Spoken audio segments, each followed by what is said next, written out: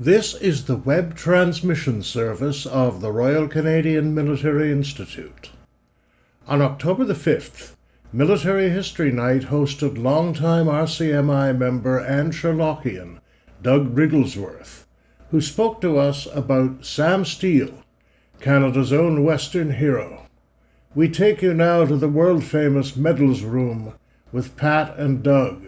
Take it away, sir and ma'am. Good evening, ladies and gentlemen. Welcome to RCMI Military History Night, Wednesday, October the 5th, 2022. My name is Patricia Hind-White. I organize this event, and it'll be videotaped for educational purposes and available on RCMI YouTube.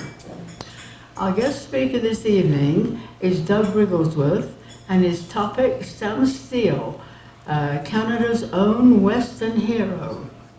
Retired from an educational career, our speaker, an RCMI member who also sits on the library committee, took the opportunity to explore the history and literature of late Victorian and Edwardian Britain, and has in fact become a history nerd of the First Water.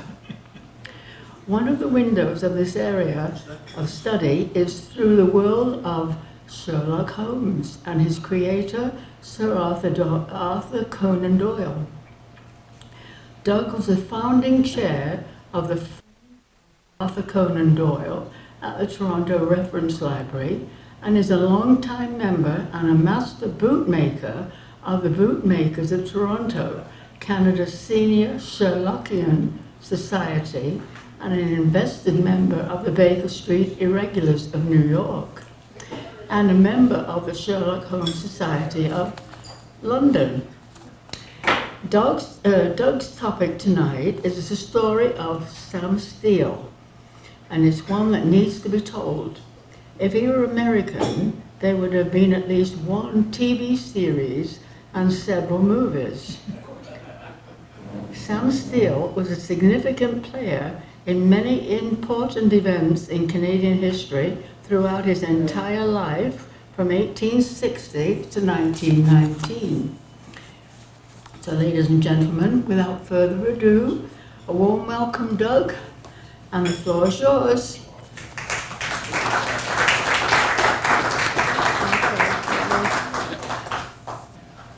Thanks very much, Pat, for those kind words and for continuing to organize these fine events.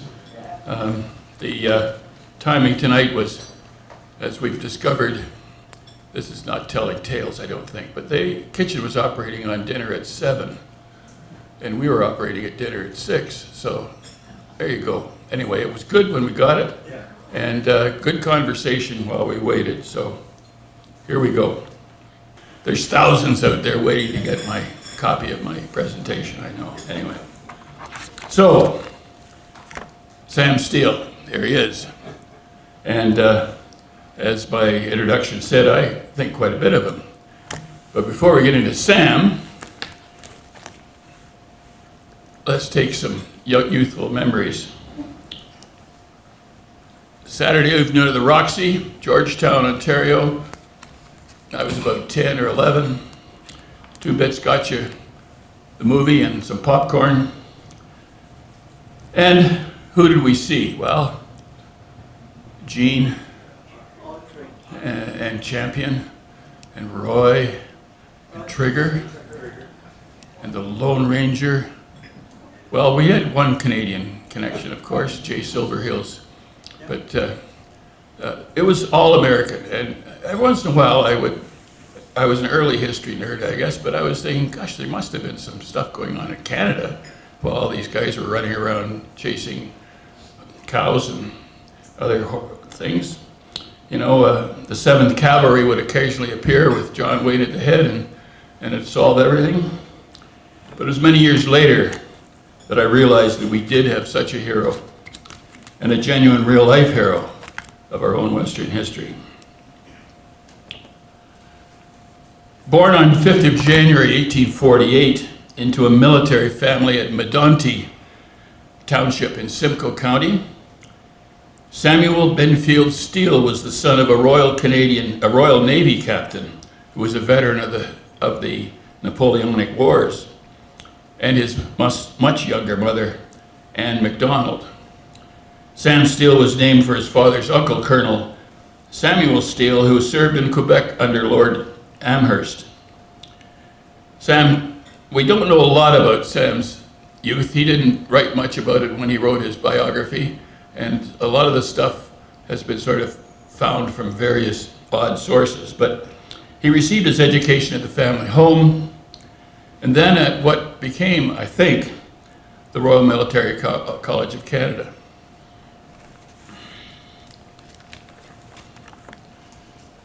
From facing the Fenian raids of 1866 through Canada's contributions to the Great War, one figure repeatedly appears in almost every historic event. Sam Steele was present at some of the most important moments of Canada's early history, and he became the most famous Mountie ever.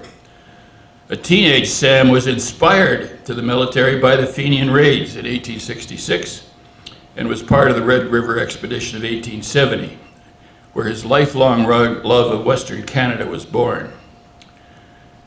More of the rest of his life as we continue. So the Fenians between the 1866 and 1871 were an American-based Fenian brotherhood who had initiated raids on British Army forts and custom posts in Canada to encourage Britain to quit Ireland. In June 1866, more than 1,000 Fenians crossed into Ontario's Niagara region and waged war. There was really only one serious skirmish, the Battle of Ridgeway, which was a clear defeat for the Canadian militia, exposing a woeful lack of training and equipment. But it was an inspiration for young Sam.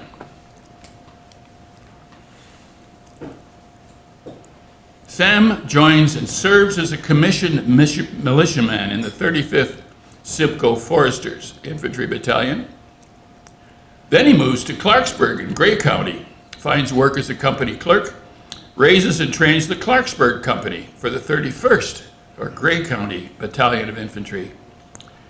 But he declines the offer to command on the grounds of his youth. And then, as Sam has done later in life, he resigns, being frustrated by the incompetence of his commanders. So here's Sam, age 16 plus. It wasn't very hard to get a commission in those days, so Sam was commissioned all right, but he was smart enough to realize that he needed to learn a few things before he took command. And of course, the 35th and 31st eventually became the Grey and Simcoe Foresters, a veteran regiment of both wars, and still an active Canadian regiment.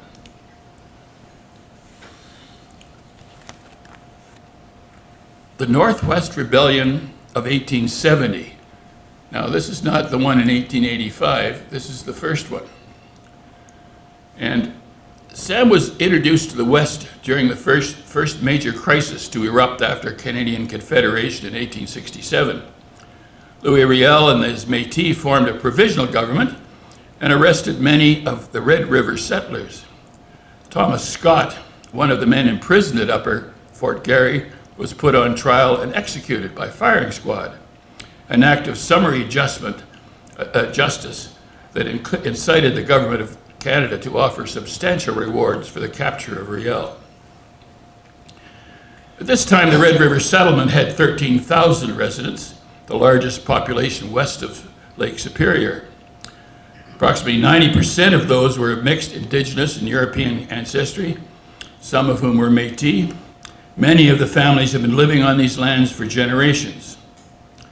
That provisional government, led by Riel, had been formed in December 1869, and Ottawa directed that this provisional government was to be replaced by an administration in 1870 that would be handed over to Dominion authorities, including a new civilian lieutenant governor.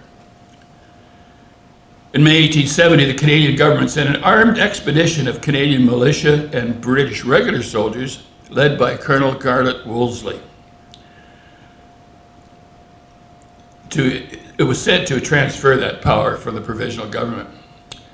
Captain Daniel Hunter McMillan of the 1st Ontario Rifles recruited Steele for the expeditionary force and offered him an officer's commission. Steele chose instead to serve as an enlisted man to share the hardships faced by regular Army soldiers. And they had a difficult journey from Toronto to Fort Garry, but Steele took every opportunity to learn about life on the prairies and the rigors of military duty.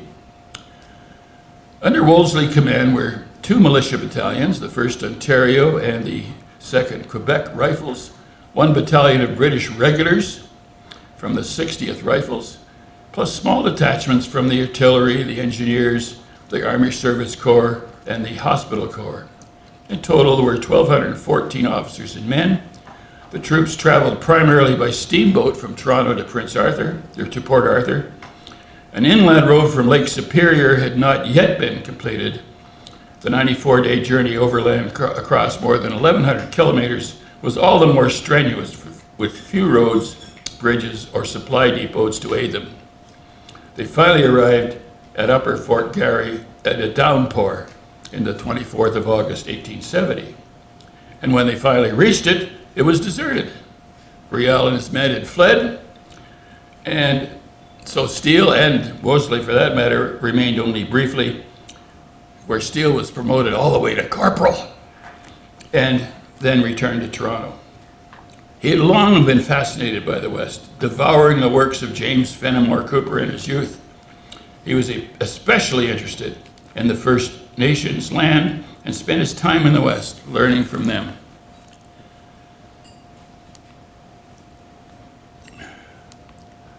Now, what about this guy Wolseley? Now, this bit here is just for my friend Arthur, because to prove to him that I have learned a little bit about Wolseley. But the picture on the left is Garnet. He wasn't Sir Garnet yet. On the right is a picture of him holding an O group, I guess, of sorts, with his staff during the journey. Happily, it was Wolseley who was chosen to organize and carry through this major expedition. Now a brevet colonel, he came to Canada in 1865 after an already famous career, including the 1857 India uprising, the Crimea, where he was wounded twice, and taking the opportunity in Canada, when he was in Canada, to visit the forces involved in the U.S. Civil War, where his sympathies lay with the South. He was not yet famous for the epithet All Sir Garnet, but his planning and leadership was certainly due to that title. There are many accounts available for the expedition, with the most thorough, in my mind, being Toil and Trouble by George Stanley for the Canadian War Museum, fairly recent. It's a very detailed and an excellent description of the troubles they had getting from Toronto out to Fort Garry. However, I found most interesting was a reprint of a 2-volume book called A Memoir of Sir Garnet Wolseley, first published in 1878, so that's not long after this. Long before, well, I would say in mid-career, and apparently it was authored by a Charles Rathborne Lowe. And apparently all of Wolseley's diaries, reports, and written material were lost before he arrived in Canada. And Lowe claimed that his source for all it was conversations with Sir Garnet. But volume 2 begins with the expedition to the West. And I thought, well, first of all, it includes the complete standing orders for the force, several pages of them, detailed layout. However, one paragraph reads as follows, I thought was appropriate for these days. This is Wolseley to his troop force. All officers belonging to the force will be most careful in impressing upon those under their command the great necessity there is for cultivating the goodwill of the Indians and others employed as voyageurs. Colonel Wolseley will punish with utmost severity anyone who ill-treats them.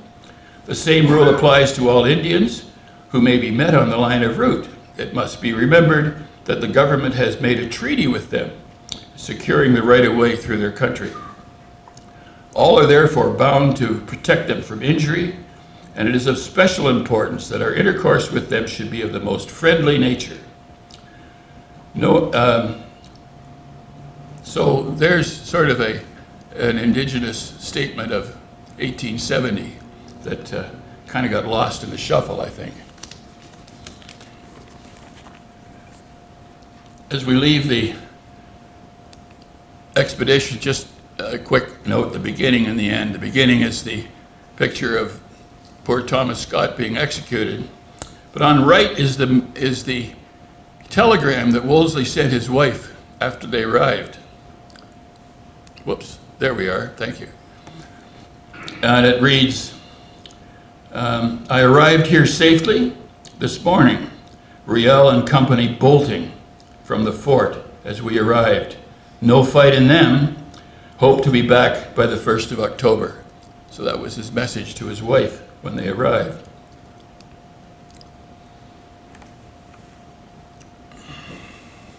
What about our Sam?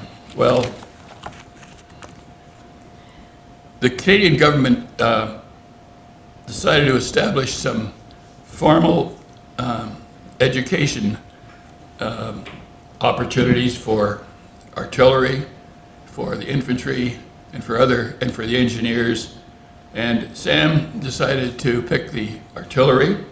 And after he came back from the West, he joined this. And I think this may in fact be the beginning of the RCMI, or not the RCMI, the Royal Canadian, RCR, yes, no, RMC, thank you, RMC. So I think it may have begun here, and some sources suggest that Sam was educated at early RMC. I think, from what I gather, that he really was part of this infantry school, or this artillery school. He was very successful in it, was seen to be very efficient, and he rapidly became an instructor and was sent about to instruct the militia on artillery matters. Well, the Red River expedition had given Steele an idea of the immensity of Canada's new empire in the West, and it is likely that he was inspired by the challenges involved. Steele read Butler's famous book, The Great Lone Land, and it clearly made a strong impression. It may well have stimulated his sense of the allure of novelty and adventure, however far below the surface throughout his life.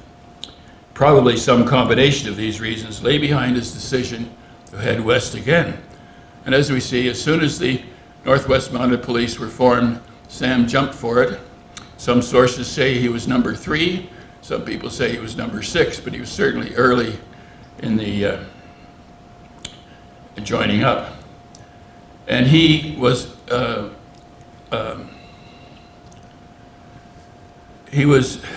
lost it, never mind, anyway. So, Steele, as one of the senior NCOs, was one of the officers chosen to lead the new recruits of the Mounted Police on the 1874 March West, when he returned to Fort Garry, present-day Winnipeg. To him fell the rank of Staff Sergeant Major and the responsibility, as an accomplished horseman and a man at arms, of drilling the new recruits. The March West, and this will be a moment, but I think it's worth speaking of. Remembering Wolseley leading this huge force west, and all well organized and successful. The Northwest Mounted Police made their initial journey to the Canadian prairies in March West between July the 8th and October the 9th, 1874. The force under Commissioner French, I'm seeing two ways here. There, that's better. Under Commissioner French, was given orders to proceed to Fort Edmonton in order to resolve problems around the Fort Whoop-Up before then dispersing to various posts stretching westwards across the territories. The force was deployed in response to the Cypress Hill massacres and the subsequent fears of United States military intervention. Their ill-planned and arduous journey of nearly 900 miles, or 1,400 kilometers, became known as the March West and was later portrayed by the force as an epic journey of endurance.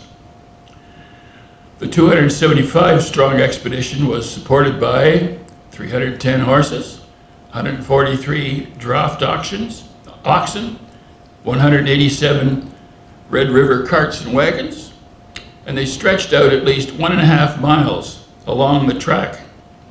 The force took 2 field guns, more about those in a moment, 2 mortars for protection, cattle to use as food, and mowing machines to making hay. The teams only made 15 or so miles a day at most, traveling under unpleasant and arduous conditions, made more difficult by the mounted police teamsters having little experience and the horses being unsuitable for draft work. Food began to run out, and due to the expedition having failed to bring any water bottles, the men had no option but to drink contaminated local water. At the end of July, only a month into this march, French, desperate for the health of his horses and his men, sent a troop of 20 men with Sam Steele as senior NCO, who was not very happy with the assignment, believe it or not, and the sickest horses along the Carleton Trail to the Hudson's Bay Company at Fort Edmonton.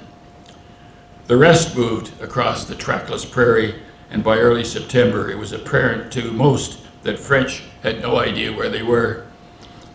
He did not lose his nerve, and Sam and his troop arrived in Edmonton quite safely and quite healthily, and they all recovered and so on.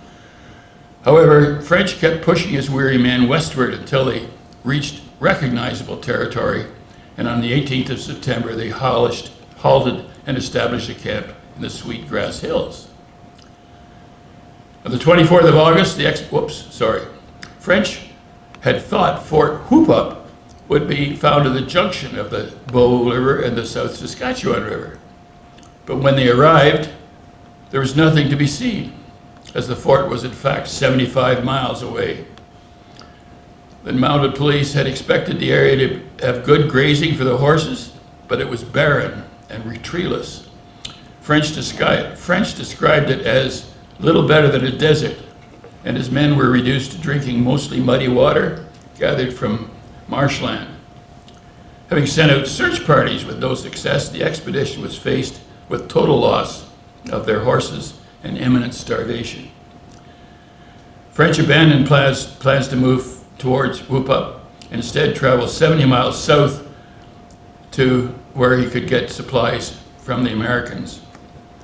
Yet more horses died from cold and hunger, and many of the men were barefoot and then in rags when they arrived, having traveled a total of nearly 900 miles. The expedition had been badly planned and executed and almost failed. And an author, Baker, describes it as a monumental fiasco of poor planning, ignorance, incompetence, and cruelty to men and beasts. Well, that's got them west anyway.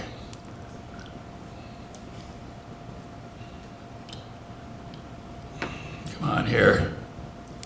There we go. The cannons, back to the cannons.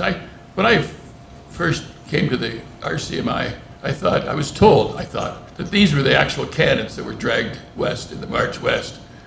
But I don't think they're the actual cannons. I think the cannons like these were dragged west in the March West, and I prepared to be corrected. Well, am I right or wrong, Arthur?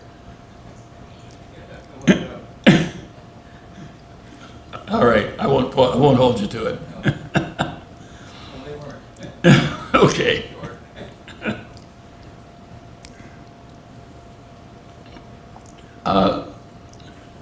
I don't like to read slides that I've put up, but I think this is worth reading.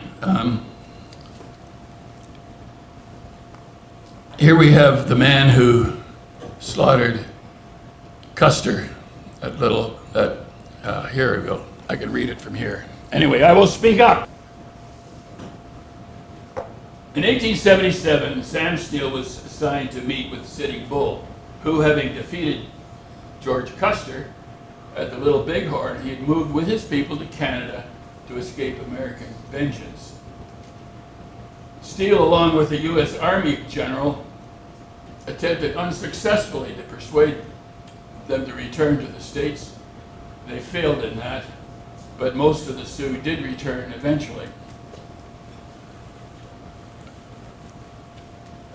However, for a decade and a half, the Northwest Mounted Police concentrated on building close relations with First Nations, ones that were complex, not always beneficial to Indigenous people.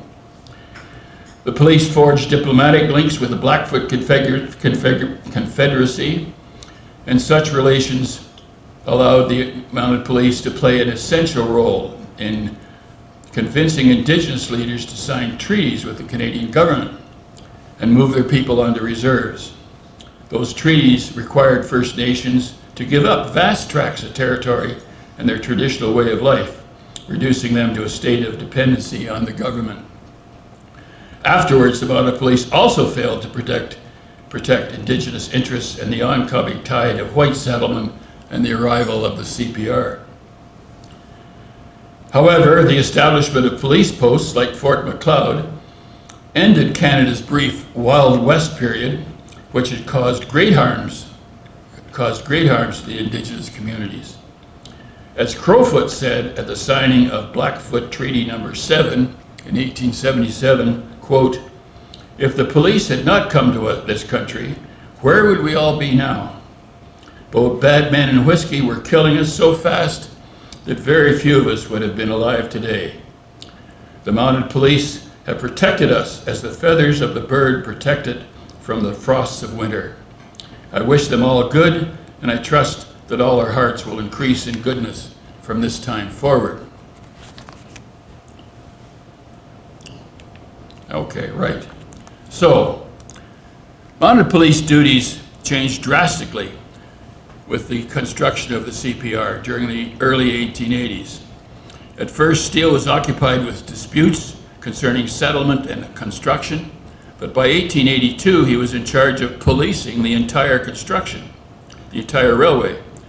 As a result, he moved with the construction camps to plan out a new post at Regina. Mounted Police headquarters would move there in December of 1882. Steele settled labor disputes, acted as a magistrate, and kept close watch over the gamblers and bootleggers in the area. He was present on November the 7th, 1885, when the last spike was driven at Klondike, BC, to signal the completion of the CPR. And I'm told that somewhere in that mob is Sam Steele, but I've never been able to find him. After accompanying the CPR into British Columbia in April 1884, he joined the officers responding to the 1885 Northwest Rebellion. That was a much larger situation, and it's when Middleton took his force west and went head to toe with the Métis and the Indigenous population. In Steele's case, he was dispatched to be part of the Canadian force with a small force of Mounties.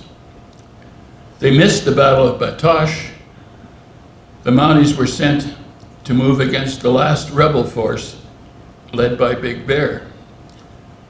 He was present at the Battle of Frenchman's Butte, where Big Bear's warriors defeated the Canadian force under General Thomas Bland Strange.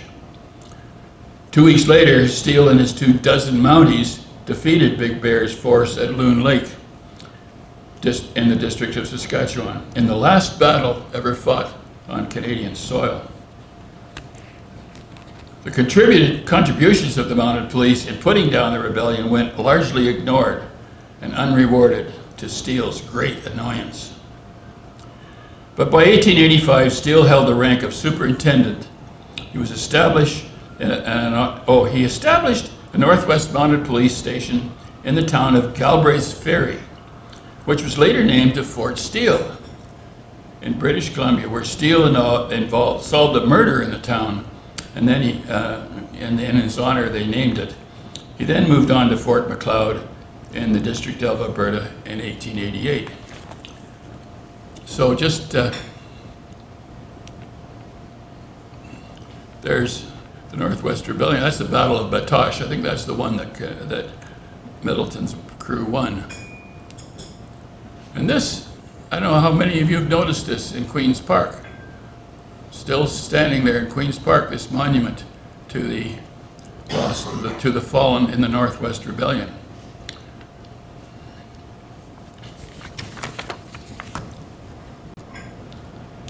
So here's Superintendent Sam Steele in 1885.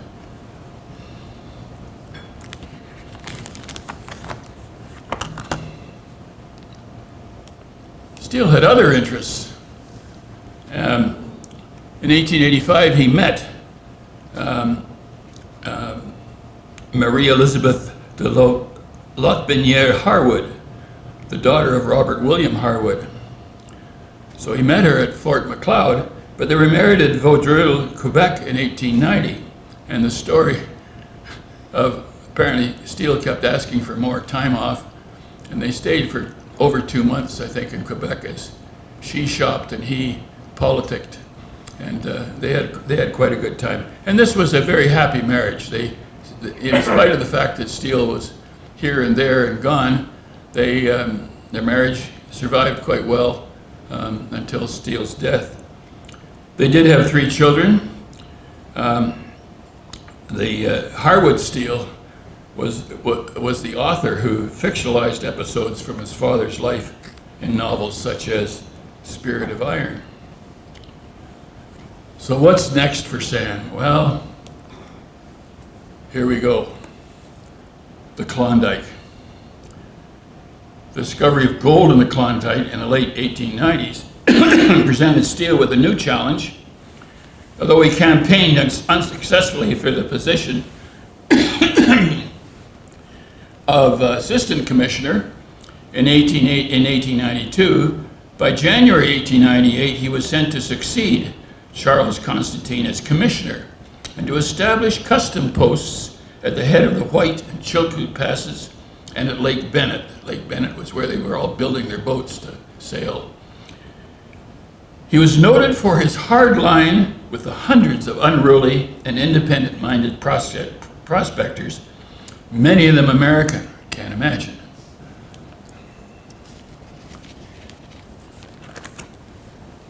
To help control the situation, he established the rule that no one would be allowed to enter the Yukon without a ton of goods to support themselves, thus preventing the entry of the desperate and potentially unruly speculators and adventurers, like Soapy Smith, if you've ever read about Soapy Smith, one of the bad guys. Now this next slide, I hope, is not offensive to anyone, but it's kind of true to the time.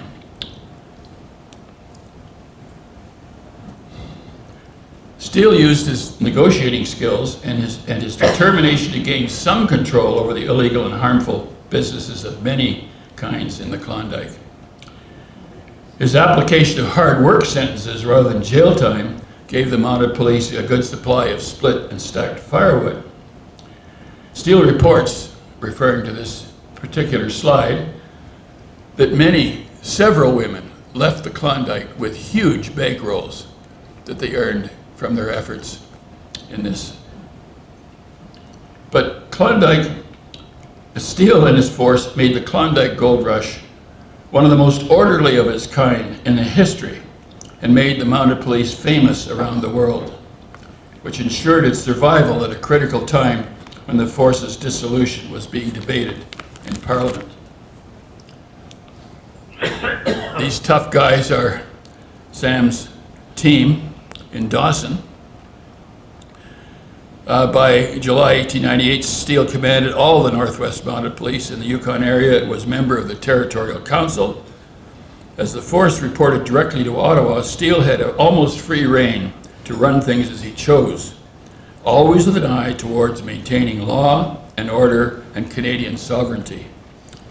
He moved to Dawson City in September 1898, and Sam, the political hoofera over the Klondike and the gold and the Canadian government and so on and so forth was a real rat's nest to deal with, and Sam was able to do just that. He came out of it quite successfully. Next step. Yes, the military again. And as I say, I think it's a dark moment in the history of the British Empire. A little bit about this because it leads to some of my other interests, but one of the first things Great Britain did when all this got going was they reached out to the Dominions for help.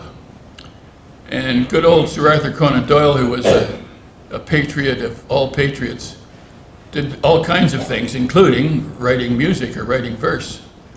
And that picture there is a front page of a music document. But inside the words, death-like words, or the death, I've lost it. Anyway, here are his first verse. Who's that calling?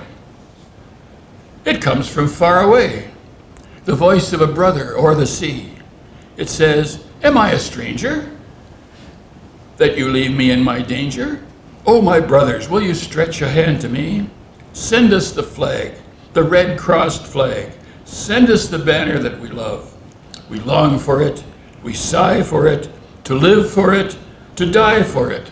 God save the red-crossed flag. And more deathless verse like that follows. Very quick background, not wanting to overdo this, but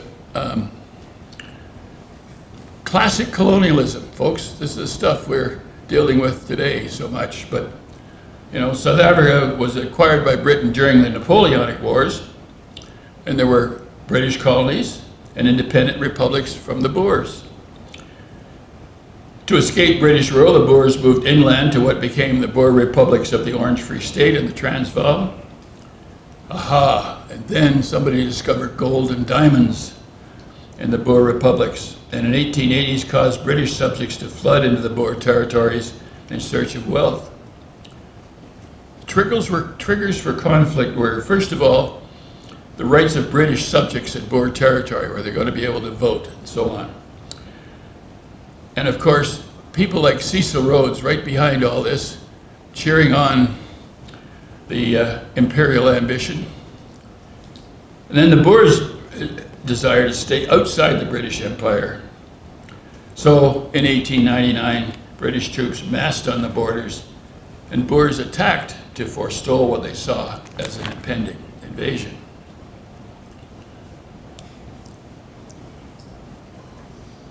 While many English Canadians supported Britain's cause in South Africa, most French Canadians and many recent immigrants from countries other than Britain wondered why Canada would fight a war halfway around the world. Yet the bonds of empire were strong and public pressure mounted, and as a compromise, Sir Wilfrid Laurier agreed to send a battalion of volunteers to South Africa, the RCRs, or what became the RCRs. And of course, it was soon realized that troops on the ground, foot soldiers, were not the kind of support they needed in South Africa. They needed cavalry and mounted. So over the next 3 years, more than 7,000 Canadians served overseas. They would fight in key battles from Paardeberg to Bultfontein. The Boers inflicted heavy losses on the British, but they were in turn defeated in several key engagements. And refusing to surrender, the Boers turned to a guerrilla war. And in this second phase of fighting, Canadians participated in numerous small actions, grueling mounted patrols thought to bring the enemy to battle, and harsh conditions ensured that all soldiers struggled against disease and sniper's bullet. However, in the midst of all this is, I think, a wondrous story. Remember Donald Smith? Lord Strathcona hammering that nail? Well, in January 1900, Lord Strathcona and Mount Royal, the Canadian High Commissioner in the United Kingdom, offered to raise a regiment in his own expense for service in the British Army in South Africa. The Imperial authorities accepted his offer, and thus were born one of the more unusual regiments in the South African War. While officially a British unit, the distinction was lost on the Canadian public, Canadian politicians, and the men serving in its ranks. It could hardly have been otherwise, as the unit was recruited entirely in the Canadian West. It was equipped by the Canadian government, quartered in Lansdowne Park, and paraded on Parliament Hill. The men cut impressive figures, resplendent in their wide-brimmed Stetsons and mounted on cow ponies with lassos. The unit was known as Strathcona's Horse. It was made up of 3 squadrons, and a cadre of mounted police also joined Strathcona's Horse, and among them was the man chosen to be colonel of the regiment. Guess who? Sam Steele. Strathcona's Horse arrived in Cape Town in April 1900, and they were able to join General Buller's Natal Field Force that took part in the clearing of the Boer forces from that colony. It also in operations intended to link up with the main army. In fact, on the 5th of July, at Wolfspruit, a number of the unit, Sergeant Arthur Richardson, won the Victoria Cross. In January 1901, the Canada-bound unit stopped in London. Oh yes. The regiment experienced a considerable amount of hard fighting during the remainder of its tour of operations.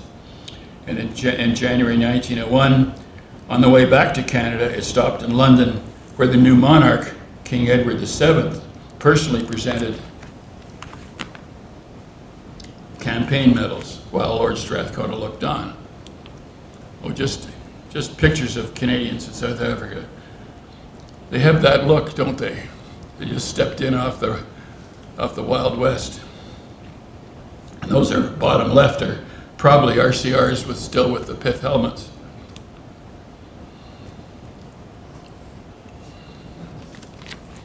Oh, here he is again. Well, interestingly enough, Sir Arthur Conan Doyle spent a little over 4 months in Bloemfontein, right in the midst of one of the most horrific typhoid epidemics caused by the fact that the Boers had cut the water supply off for Bloemfontein. And it just went through the troops like fire. And the hospitals there were overloaded with patients. And Conan Doyle, as that picture shows, and there it is actually helping a Canadian soldier, and over his shoulder is his dresser, Blossom, whose diary of all this was published recently. Interesting thing about inoculation and typhoid, on the way down in the ship with Conan Doyle, he worked on trying to inoculate soldiers that were going to South Africa. And soldiers saw the horrible side effects of these early inoculations and were reluctant to get it. And it certainly showed its importance in Bloemfontein. Doyle was inoculated, he seemed to survive it, so, however. So here's that post-war salute in London, King Edward VII, and looking over his shoulder is Lord Strathcona, of course. But Steele was appointed a member of the Royal Victorian Order. Now, the Royal Victorian Order, you only get that as a personal gift of the sovereign. It's not something that the government deals with, it's the sovereign's use.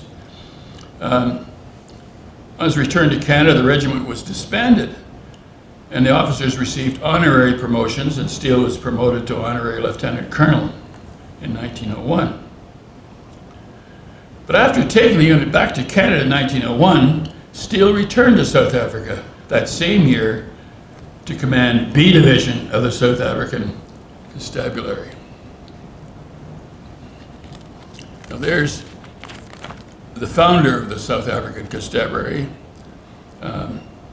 Baden Powell, in the uniform of the South African Constabulary. It was a paramilitary force set up in 1900 under the British Army to police areas from the areas captured from the 2 independent Boer republics. The first Inspector General was Major General Robert Baden-Powell, later the founder of the Worldwide Scout Movement. He showed exceptional ability in organizing a force from scratch in a short pace of time. In South Africa, he recruited men from 2 British colonies of the Cape and Natal, and from overseas, from the United Kingdom, Canada, India, Ceylon, Australia, and New Zealand. Steele returned to South Africa that same year to command B Division, a position he held until 1906. Baden-Powell designed the uniform of the South African Constabulary, which he later adapted, of course, to the Boy Scout movement. Steele went home to Canada in 1907 after a short stay in England. He eventually assumed command of Military Division No. 10 in Winnipeg, where he spent his time regrouping Lord Strathcona's horse and in preparing his memoirs. However, let's just have a look at the Stetson here. It's one of my pet things. During the South African War, apart from the RCR, all Canadian units wore Stetsons. The hat became firmly established with Canada and the Canadian military presence in South Africa. Ironically, the hat was a product of the John B. Stetson Company, one of the most successful 19th century American headwear manufacturers. Made of tan felt with a large flat brim and oval cylindrical crown with indentations, it became very popular amongst the cattle drivers of the Western Plains, the cowboys. Stetson had been worn unofficially by members of the mounted police since 1895, but increasing number preferred it to the standard issue of white pith helmet. And its adoption of use by Canadian units in South Africa is probably due to the fact that many members of Canada's contingent, of course, were former members of the RCMP.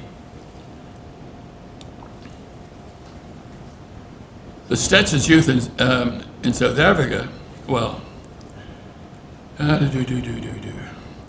Baden-Powell has been very impressed with the Canadians as they helped him out of his siege in Mafeking. And he expressed his desire to get as many Canadians into the South African Constabulary as possible. And of course, a member of them was Colonel Sam Steele.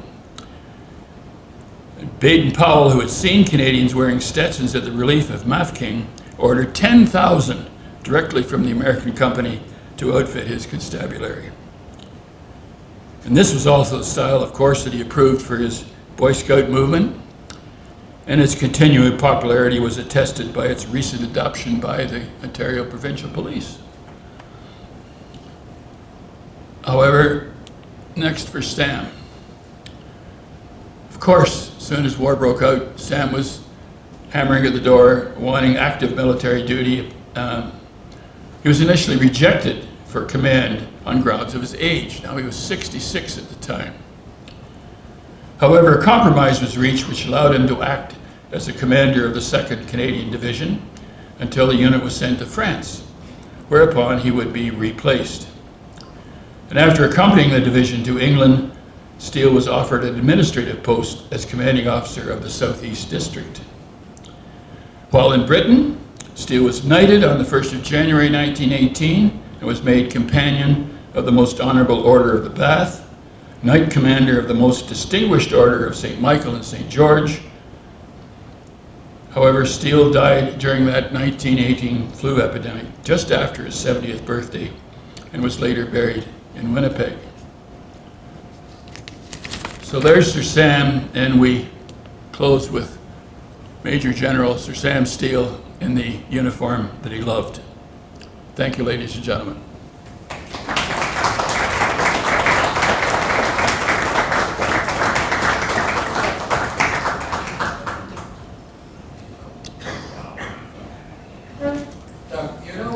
You know what he thought of Sam Hughes?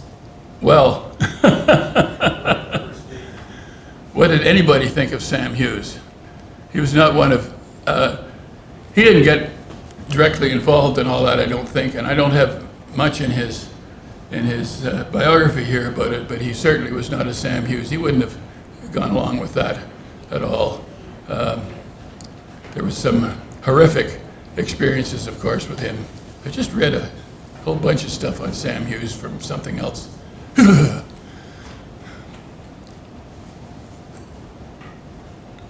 Gotta watch this. Anybody else? Anybody else? Shoot. Doug, where was the wife, during his professional Well, career? interesting. She did at one stage when he was, I think when he was in the Klondike, that's right, when he was in the Klondike, there was some thought of her moving up to Dawson, but they decided that she would be better off in Montreal, so she went back home to Quebec and spent a few years there. Good point. Yes, I just have a comment, and that's he was the first one, or one of the first ones, to have a golden passport to come into Canada during the gold rush. Oh, good heavens. He made sure that they had enough money to look after themselves, Yeah. and they could support themselves. And that's what a lot of countries ask for immigrants, or I'm Yeah. thinking about Portugal at the Yeah. moment. Well, the pile of stuff at the top of the Chilkoot Pass was essentially the golden passport for most of those people. Yeah. But they had to show they could look after Yeah, themselves. well, that's exactly, yes, exactly. Any more questions?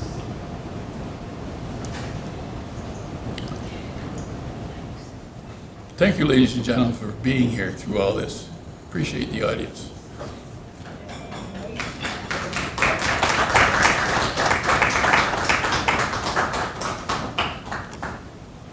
So thank you very much for a most enlightening and exceptional presentation. Make sure you can hear me. There we go. Thank you very much, and I'd like to give you a little thank you gift from RCMI. I will go Thank you own very golden much. passport. Wonderful. Thank you. Thank you, Pat. It's been a Oh, pleasure. you're more than welcome. Yeah. I've got one announcement. Each year we present our annual Halloween event, and our guest speaker for that evening is Canadian science fiction writer Derwin Mack, and his topic, Dracula, his life and times. Yeah. This presentation, scheduled for Wednesday, October the 28th, will be virtual by Zoom.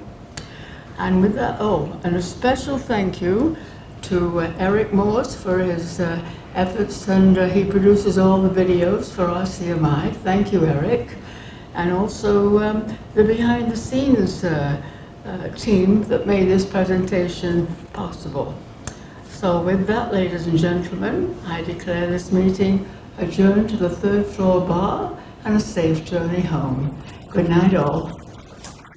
This has been another in our series of webcasts produced by the Royal Canadian Military Institute in Toronto as a public educational service. You can find news of upcoming events and links to our webcast archives at www.rcmi.org. On behalf of the RCMI, this is Eric Morse saying goodbye for now, and thank you for joining us.